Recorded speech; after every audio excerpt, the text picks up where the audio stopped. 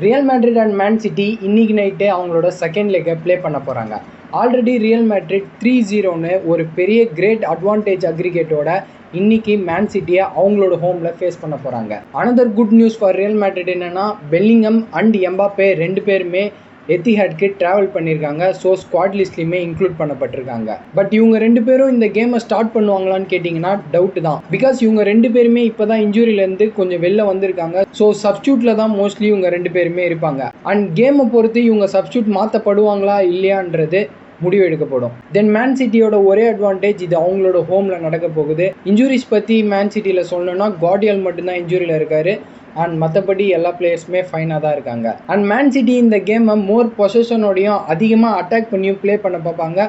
Because 3 goals பேக்கில் இருக்காங்க. So இவங்க ஒரு கம்பேக்கை கொடுத்தே ஆகணும். ஸோ மேன் சிட்டி ஒரு கம்பேக்கை இன்னைக்கு கொடுக்க போகிறாங்களா, இல்லை ரியல் மேட்ரிட் டிஃபெண்ட் பண்ணி இல்லை அகைன் ஸ்கோர் பண்ணி மேட்சை வின் பண்ண போகிறாங்களா, என்ன நடக்க போகுதுன்னு நீங்கள் நினைக்கிறீங்க?